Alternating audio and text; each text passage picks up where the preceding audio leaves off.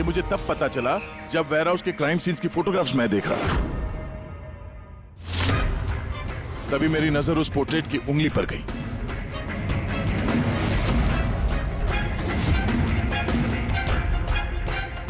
वो पोर्ट्रेट नहीं था, वो ये मिखेल था, मिखेल। रोके दे। कैमोफ्लेज है, कैमोफ्लेज है, छुपा हुआ है झाड़ियों में। पंकज, तुम यहीं रुकना, पूर्वी पे नजर रखना। मिखेल,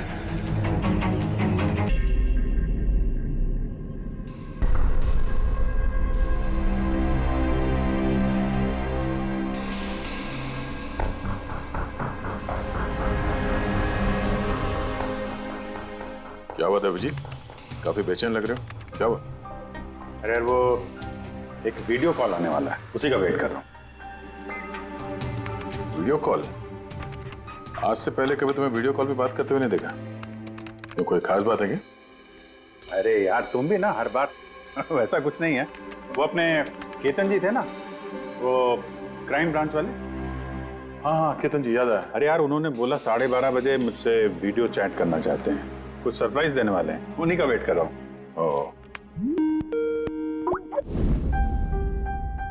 सर कैसे हैं केतन सर? आप तो बिल्कुल फिट नजर आ रहे हैं। अरे क्यों टांगे खींच रहा है यार? रिटायरमेंट के बाद जो है ना, थोड़ा पेट बाहर आ गया है, थोड़ी एक्सरसाइज करनी पड़ेगी। नहीं नहीं सर, सच कह रहा हूँ, एकदम स्मार्ट लग रहे हैं आप। अच्छा ये बता कि तू अपना शादी का कार्ड कब भेज रहा है? हाँ सर, आप वो देखिए सर, आप सीनियर आदमी हैं, पहले आप करेंगे फिर मैं करूंगा। मैं लाइन तोड़ के आगे कैसे जाऊं सर? है? अरे भाई, नया घर ले लिया है, बस जल्दी घरवाली भी आ जाएगी, वरना इस उम्र में कौन लड़की देता है यार। अरे सर, उम्मीद पे दुनिया कायम है। कहाँ कर लिया सर आपने? फार्म हाउस लिया है वाशी में। हाँ, आज अगले संडे साथ में लंच करते हैं। बिल्कुल सर, बिल्कुल आएंगे। अब मैं तुझे ये वाला घर दिखाता हूँ, देख नजारा देख घर का। अब ये देख,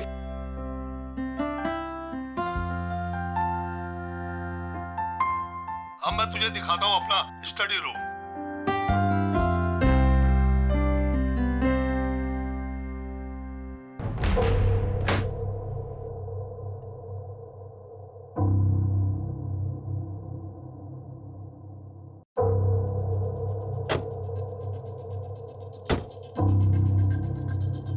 अभिजीत, अब देख दिखाता हूँ तेरे को बढ़िया चीज, फर्स्ट क्लास।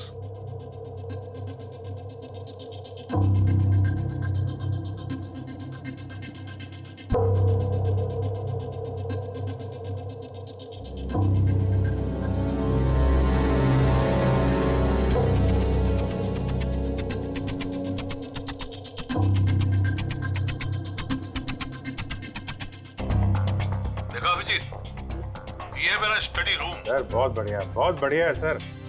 ये थोड़ा खाली खाली लग रहा है, जब ये फर्नीचर वगैरह आ जाएगा तो बहुत जबरदस्त लगेगा सर।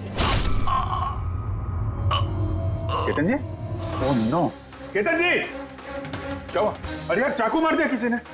चाकू मार दिया? हाँ, किसने मारा चाकू? पता नहीं। लेकिन तुम तो वीडियो चैट कर रहे थे ना उनके साथ। अब मेरे सामने थे, अचानक ये चाकू कहाँ से आया, कैसे लग गया, कुछ पता ही नहीं चल रहा है। क्या?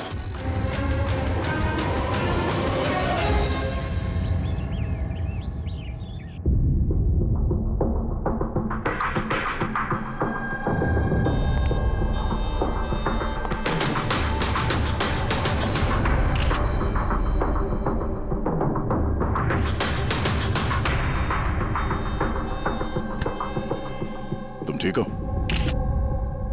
हाँ यार, समझ में नहीं आ रहा यार, कैसे हो गया अचानक। सर केतन सर ने तो 100 से भी ज्यादा मुजरिमों को जेल पहुंचाया है। हो सकता है उन्हीं में से किसी एक मुजरिम ने ये सब किया। हाँ, लेकिन कैसे, कब? केतन जी मुझसे बात कर रहे थे, यहाँ पर बैठे हुए थे, उनके पीछे कोई भी नहीं था। फिर अचानक ये चाकू किसने मारा और कैसे मारा? तुम्हें पूरा यकीन है कि कमरे के अंदर पहले से कोई चुपके नहीं बैठा था? नहीं यार, केतन जी ने पूरा कमरा दिखाया था मुझे वीडियो चैट पे। हम लोग बात कर रहे थे और कमरा देखो, यहाँ पे कोई जगह ही नहीं है। सब कुछ खुला भाई, कोई कहाँ कैसे छुप सकता है? तुमने कहा कि तुम्हारे सामने ही केतन जी दरवाजा खोल के अंदर आए थे। हाँ, उन्होंने ये दरवाजा खोला, अंदर आए और दरवाजा बंद भी किया था उन्होंने। तो बात साफ है, खूनी इस कमरे के अंदर पहले से था, बाद में नहीं आया। यही तो है यार, मुझे दिखा क्यों नहीं? और मुझे छोड़ो यार, ये केतन जी को कैसे नहीं दिखा?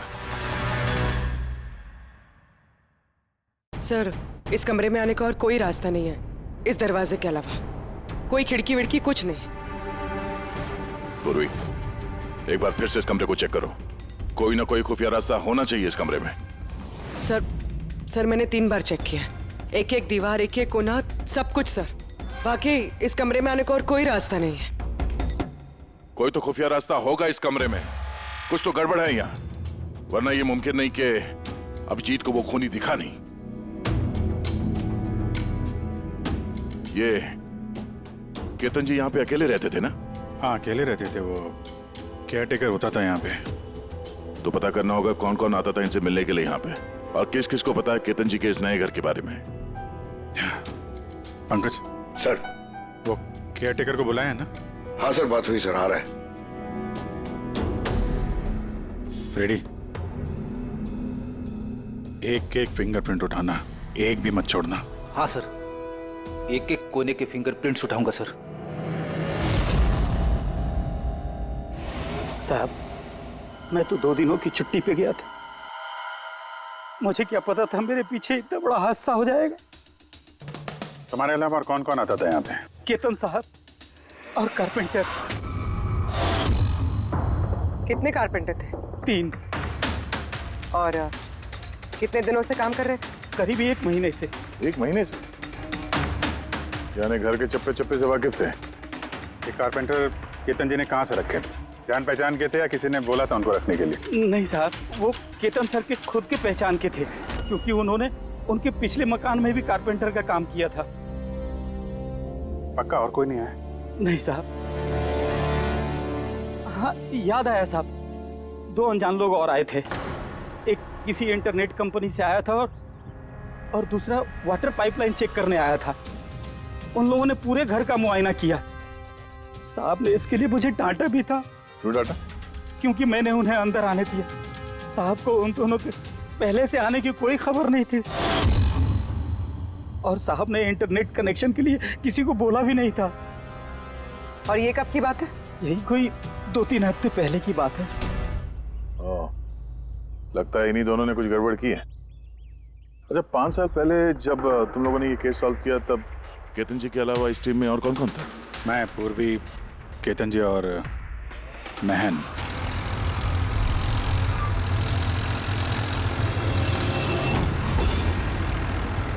उस औरत की जान को खतरा है, वो खूनी कहीं आसपास ही है। ये सर, जल्दी पहुंच जाएंगे। बस 15 मिनट दूर है सर वेयर हाउस, हम पहुंचने वाले हैं।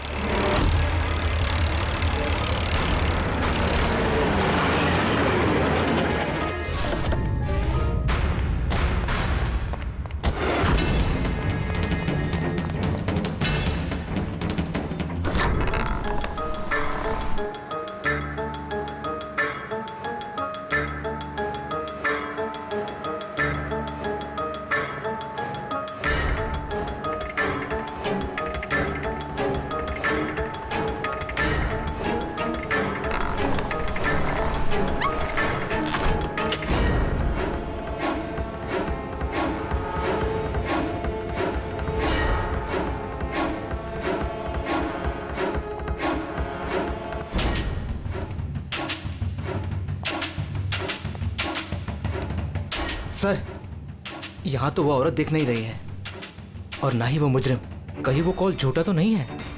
कोई वजह तो होगी जो किसी ने हमें फोन करके यहाँ पर बुलाया, और वो वजह कहीं आसपास ही है।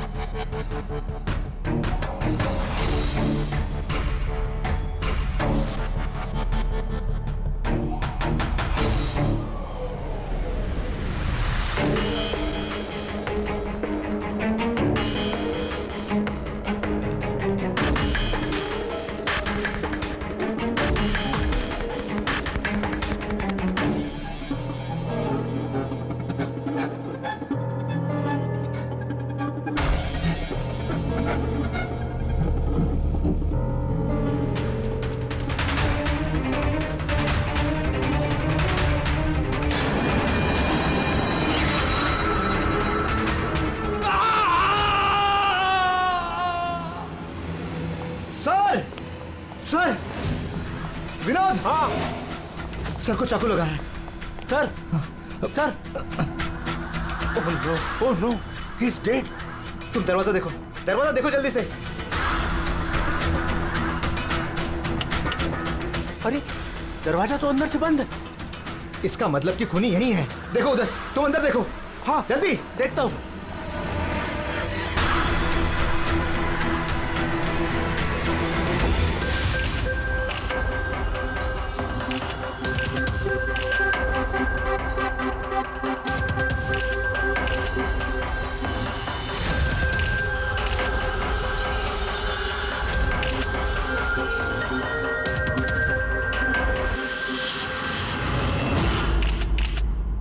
तो यहाँ पे कोई नहीं था? हाँ? सर सही कह रहा हूँ, यहाँ पे महन सर और हमारे अलावा कोई नहीं था। समझ में नहीं आ रहा है कि खून किया तो किया किसने। वैसे आप लोग यहाँ पर आए क्यों थे? सर एक औरत का फोन आया था कि उसकी जान खतरे में है, उसी को बचाने के लिए हम लोग यहाँ आए थे। मगर यहाँ कोई औरत थी ही नहीं और फोन भी किसी प्राइवेट नंबर से किया गया था। अच्छा, ये सब एक साजिश है, सोची समझी साजिश। सर ये यहाँ का वॉचमैन है। रात को गोडाउन कितने बजे बंद किया था? साहब रात 10 बजे। उस वक्त यहाँ पे कोई था? नहीं साहब, अच्छे से चेक किया था, कोई नहीं था। आप लोगों ने कहीं ये दरवाजा खुला तो नहीं छोड़ दिया था अंदर आने के बाद? नहीं, अंदर घुसते ही सबसे पहले हमने दरवाजा अंदर से बंद किया था। सर खून होने के बाद भी दरवाजा चेक किया, अंदर से बंद था। खूनी पहले से अंदर था,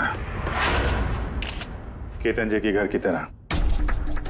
एक ही दरवाजा जो बंद था और कोई खिड़की नहीं। खूनी गायब कहाँ हो गया? सर फिर से एक ऐसे ऑफिसर का खून हुआ है जिसे हम जानते हैं। मुझे लगता है खूनी को मैं जानता हूं। अभिजीत, तुम खूनी को कैसे जानते हो? तुमने तो देखा भी नहीं खूनी को। समझ गई सर, आपका इशारा किसकी तरफ है?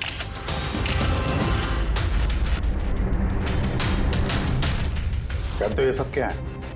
ये एशिया का मशहूर क्लासिक आर्टवर्क है, पर इसका इस केस से क्या लेना देना? जिसे तुम एशिया का मशहूर आर्टवर्क समझ रहे हो, वो आर्टवर्क तो है लेकिन ओरिजिनल नहीं है। ये डुप्लीकेट है, नकली। ये नकली है? दिखने में तो एकदम असली, लेकिन है नकली। लेकिन इस आर्टवर्क का इन दोनों मर्डर्स से क्या संबंध? 5 साल पुरानी बात है दया। याद है तुम और एसीपी साहब डेपुटेशन पे दिल्ली गए थे? उस समय कुछ दिनों के लिए मैं और पूर्वी एक केस में क्राइम ब्रांच के लिए काम कर रहे थे। हाँ, कुछ याद आ रहा है। ये वही केस है ना जिसमें किसी ने नकली आर्टवर्क बना के उसे ऊंचे दामों में बेचने की कोशिश की थी? करेक्ट। ये आर्टवर्क उसी ने बनाया है। मिखेल नाम है उसका।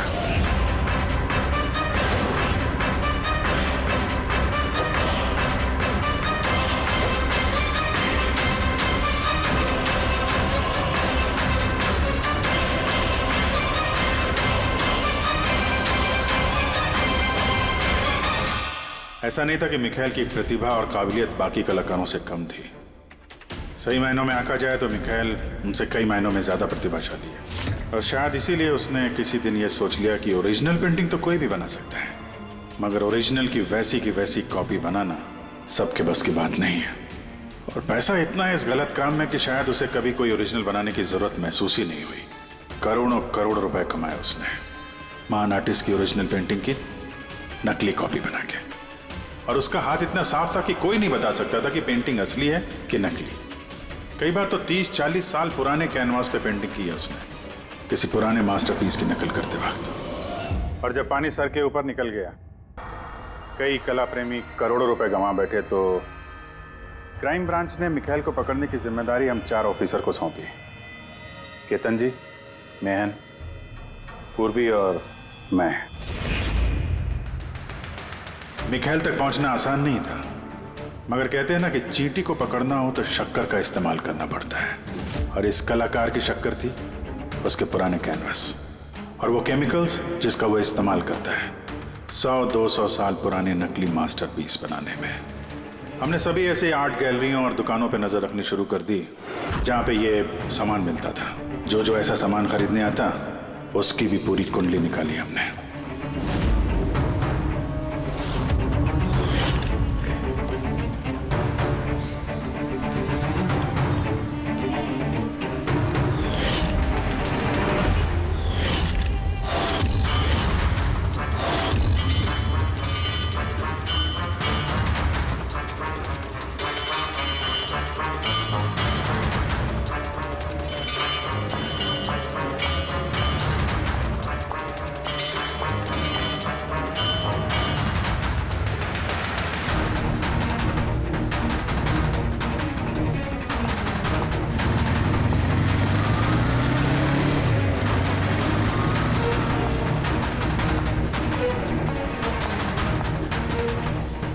ये जितनी भी फोटो भेज रहा हूं ना, सबकी कुंडली चाहिए मुझे।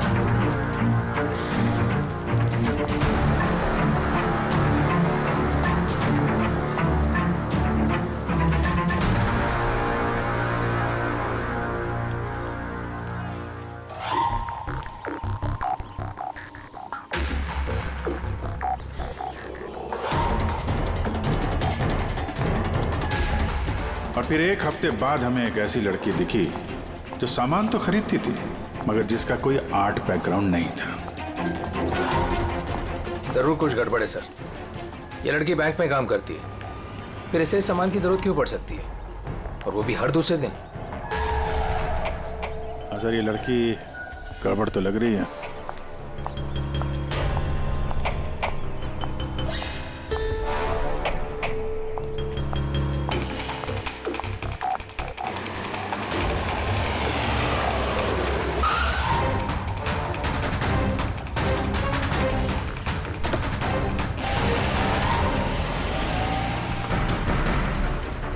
ये लड़की गड़बड़ है, इसका पीछा करो, देखो कहाँ जा रही है।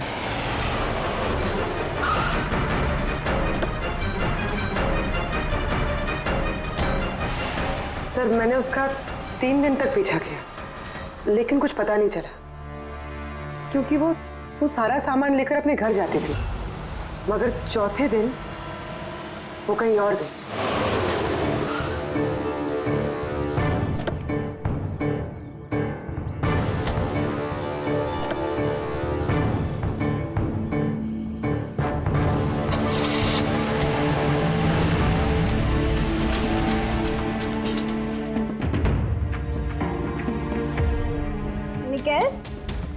मिकाएल, मिकाएल,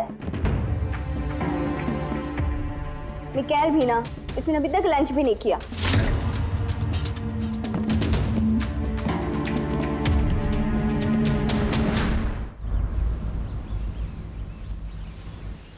अभी तक लंच भी नहीं किया?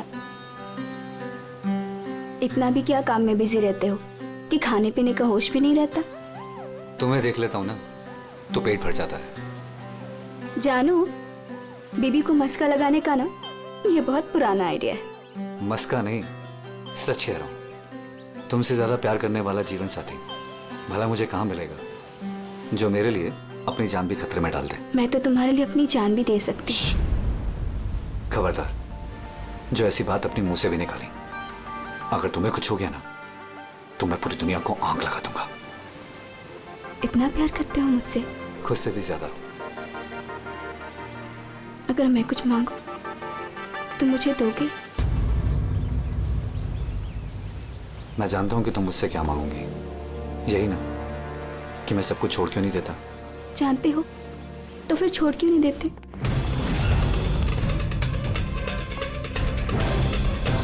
शीतल, इंसान की जिंदगी में 2 नशे होते हैं। मेरे प्यार का नशा तुम पूरा करती हो, और मेरा दूसरा नशा कला का। मेरा ये काम पूरा करता है। इनमें से अगर एक भी मुझसे दूर गया ना तो मैं अधूरा रह जाऊंगा। और मैं चाहता हूं कि इतिहास मुझे सबसे अच्छा पति और सबसे अच्छे आर्ट चोर के रूप में याद रखे। बस मिखाइल, बहुत इतिहास लिख चुके हैं। बाकी की कहानी जेल में पूरी कर लेना।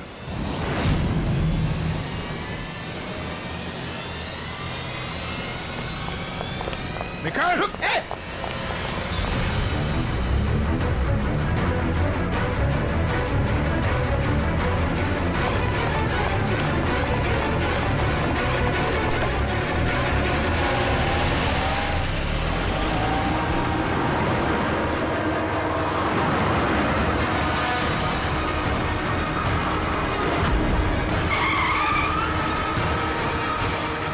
प्लीज मेरी बात मानो, जिद मत करो। अपने आप को कानून को हवाले कर दो प्लीज। मैं नहीं करूंगा।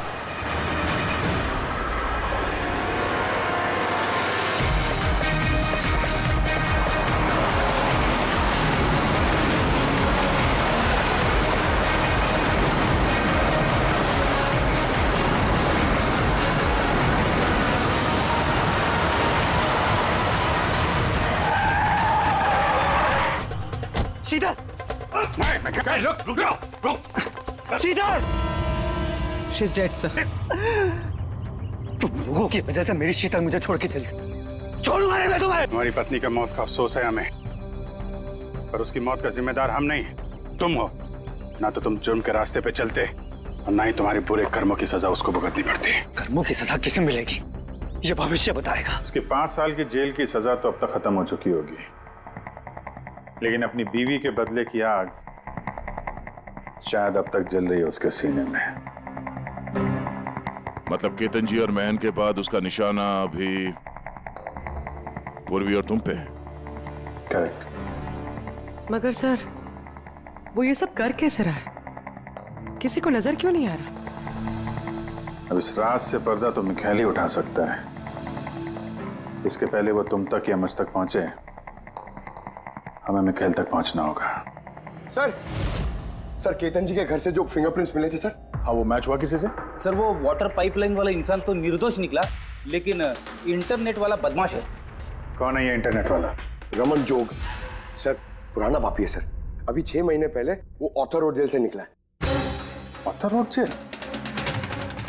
इस मिखाइल को भी पे वहीं रखा गया था। ओह, मतलब उसी जेल में ये जुर्म की खिचड़ी पकाई है मिखाइल और इस रमन जोग ने। रमन जोग, तुझे दोबारा जेल नहीं जाना है ना? नहीं साहब, मुझे दोबारा जेल मत लीजिए साहब। अगर आज मिखाइल नहीं मिला ना, यहीं गाड़ दूंगा। नहीं साहब, मिखाइल मुझसे हमेशा यही मिलता था, मुझे यहीं बुलाता था। मैं आपको वहीं लेके जाता हूँ, चलिए। मुझे मिखाइल चाहिए बस। मैं सर वहीं लेके जा रहा हूँ आपको।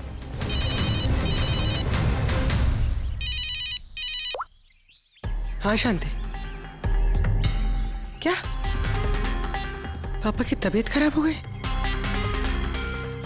अचानक कैसे? वो मैं केस के बीच में हूँ शांति। क्या क्या हुआ क्या? सर, सर पापा की तबीयत खराब हो गई। वो शांति, वो नर्स है ना, वो उनकी देखभाल करती, उसी का फोन था। ठीक है, तो तुम जाओ ना, हम लोग देख लेते हैं। सर जाओ, कुछ भी जरूरत हो फोन करना।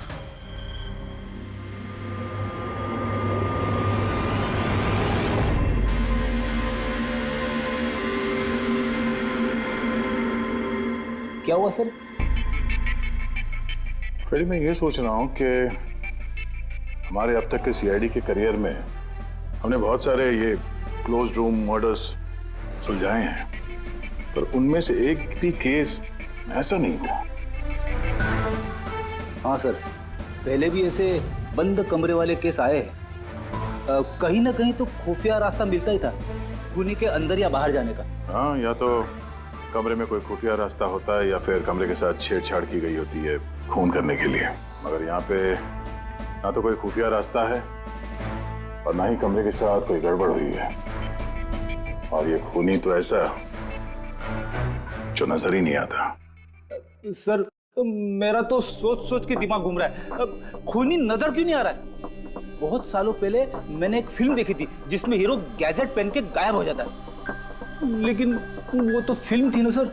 हाँ, वो तो फिल्म थी और ये असल जिंदगी।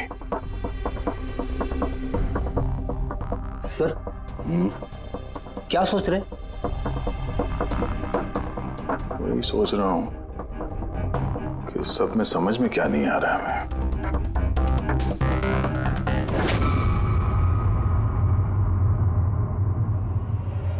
ओह माय गॉड, तो ये चक्कर है।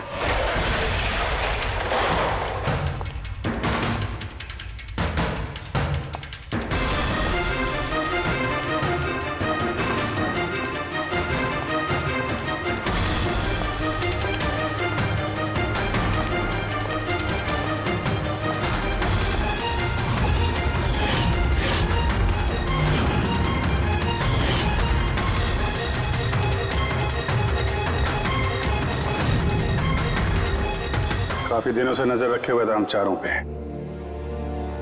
तूने ही मदद की उसकी इन सब काम में, है? जी सर।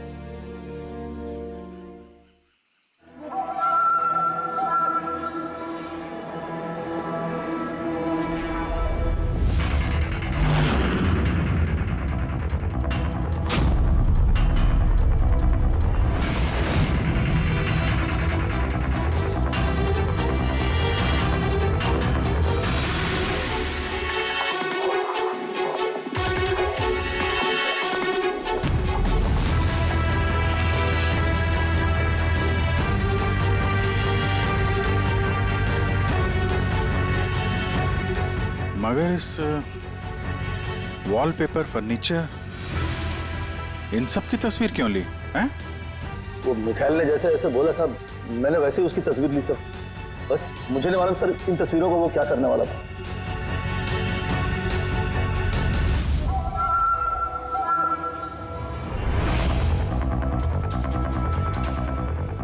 कहीं इन तस्वीरों में तो नहीं छुपा है खून का राज?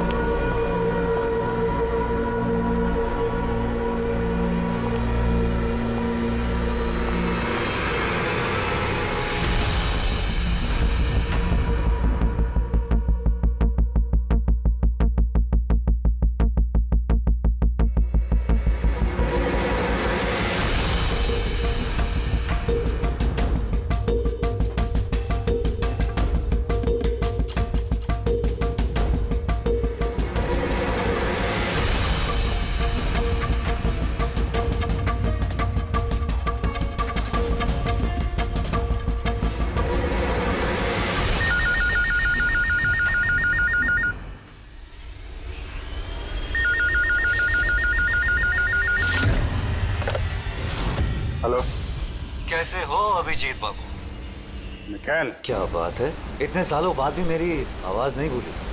वैसे मैं जानता था कि तुम मेरे घर तक जरूर पहुंच जाओगे, इंटेलिजेंट जो। लेकिन सॉरी, तुम्हारे स्वागत के लिए मैं घर पर मौजूद नहीं था। स्वागत तो तेरा सीआईडी करेगी जब तुझे दोबारा पकड़ के जेल में ले जाएंगे हम लोग। जेल तो तब जाऊंगा ना जब तुम लोगों को नजर आऊंगा। पहली तो बुझा लो कि मैं आखिर तुम लोगों को नजर क्यों नहीं आता। क्या हुआ, किस सोच में पड़ गए?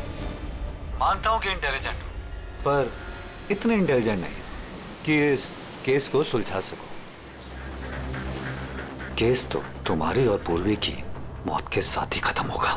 ना ना ना ना ना ना ना, गुस्सा नहीं अभिजीत बाबू, गुस्सा करके क्यों अपना बीपी बढ़ा रहे हो? चलो एक छोटी सी तुम्हें हिंट देता हूं। मैं तुम्हें वहीं मिलूंगा जहां इस कहानी की शुरुआत हुई थी, जहां तुमने मेरी शीतल को मुझसे छीना था।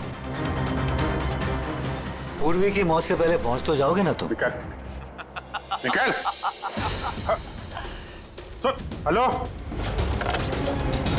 पंकज, पूर्वी को फोन करो जल्दी से जल्दी। उसको बोलो घर पे रहे, बाहर नहीं निकले।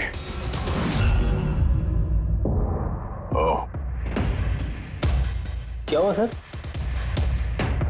अगर मैं जो सोच रहा हूं वो सही है तो पता चल जाएगा खूनी ने ये सब कैसे किया। कैसे? कमाल है, पापा की तबीयत तो बिल्कुल ठीक है, फिर शांति ने फोन करके मुझे क्यों बुलाया? और खुद तो घर पे है भी नहीं। फोन किया तो फोन भी नहीं उठा रही।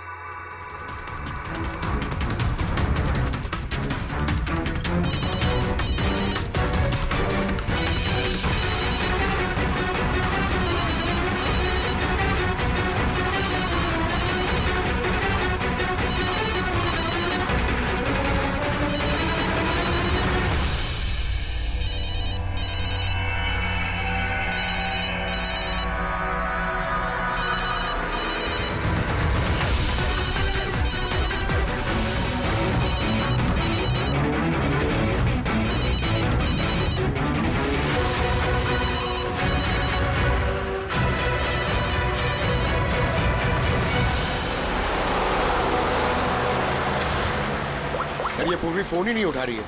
क्या फोन नहीं उठा रही? गड़बड़ तो नहीं है?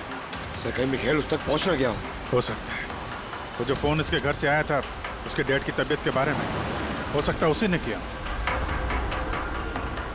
सर पूर्वी को कुछ हो तो नहीं जाएगा ना?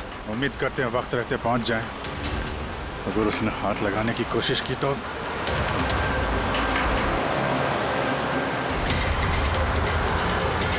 पहुंच गए।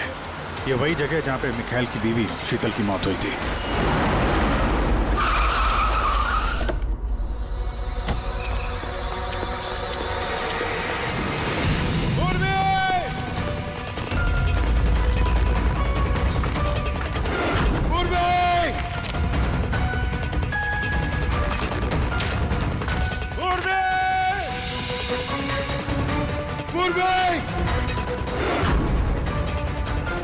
उधर देखो।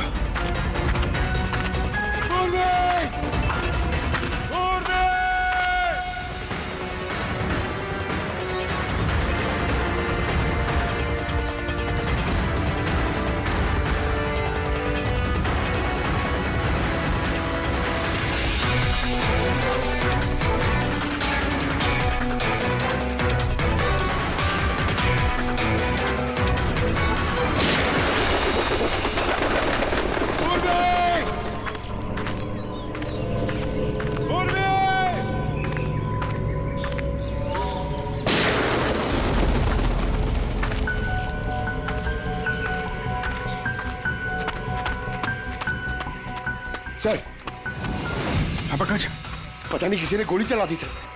पूरी मिली? पूर्वी वहां है सर।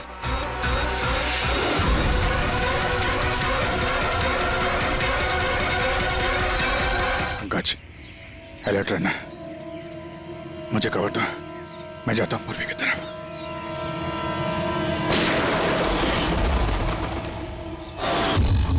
डरो मत अभिजीत, मरी नहीं है अभी तक।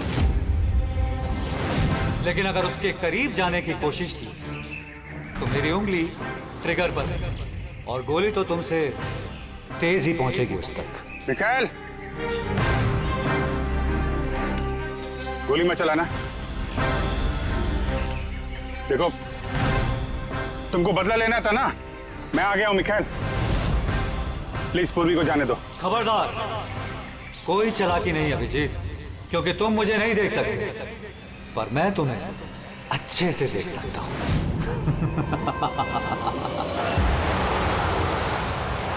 अभिजीत, मेरी बात ध्यान से सुनो और बिल्कुल रिएक्ट मत करना।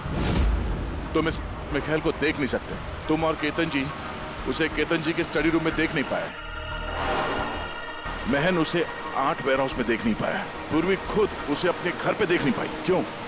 क्योंकि उसे देख पाना मुमकिन नहीं है। वो जहां जहां जुर्म करता है वहां वहां रग रग में वो दम जाता है। वो उस कमरे में, उस डेकोर में वो ऐसे बस जाता है कि कोई कह ही नहीं सकता कि वो 8 पीस नहीं बल्कि एक इंसान है। केतन जी के कमरे में वो वॉलपेपर बन गया था। वॉलपेपर।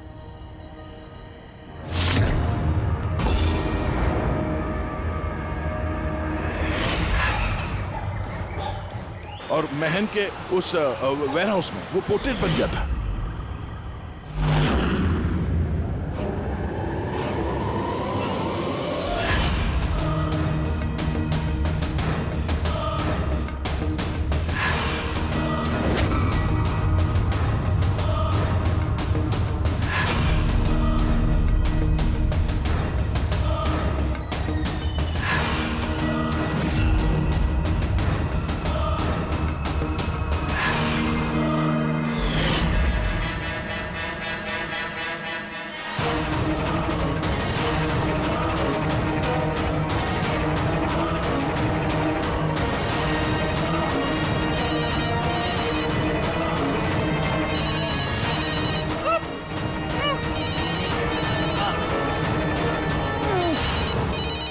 ये मुझे तब पता चला जब वेयरहाउस के क्राइम सीन्स की फोटोग्राफ्स मैं देख रहा था। तभी मेरी नजर उस पोर्ट्रेट की उंगली पर गई।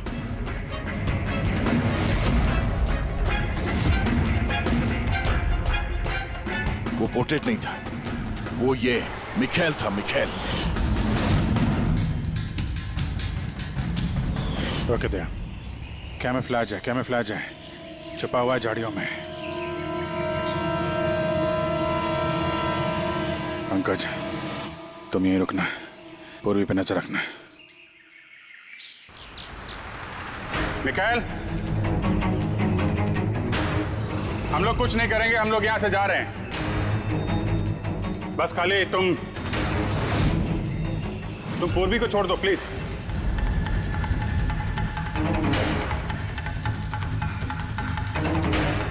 देखो, खून खराबे से कोई फायदा नहीं है।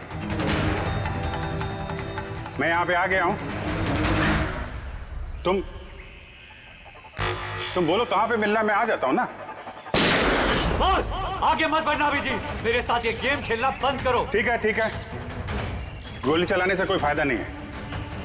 हम लोग यहां से जा रहे हैं, लेकिन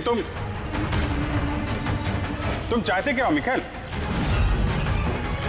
जो कुछ हुआ वो बुरा हुआ, लेकिन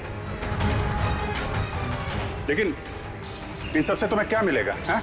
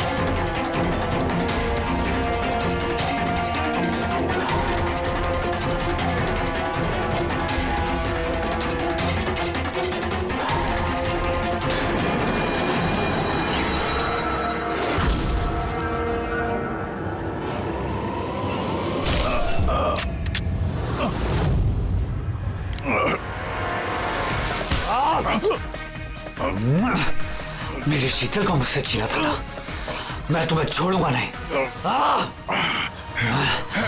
मेरे शीतल को मुझसे दूर किया।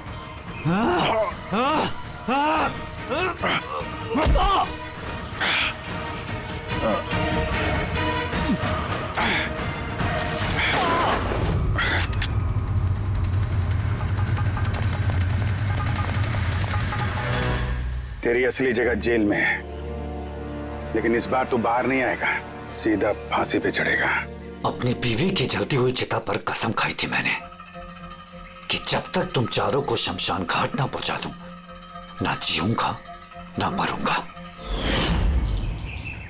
दो तो गए, अब तुम दोनों बचे हो। अपने कानून से कहना कि सख्त से सख्त जेल बनवाए, क्योंकि अब कोई भी जेल तुम्हें मुझसे नहीं बचा सकती। ठीक है, चलो ले जाओ।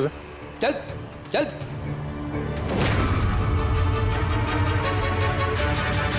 आऊंगा, वापस आऊंगा।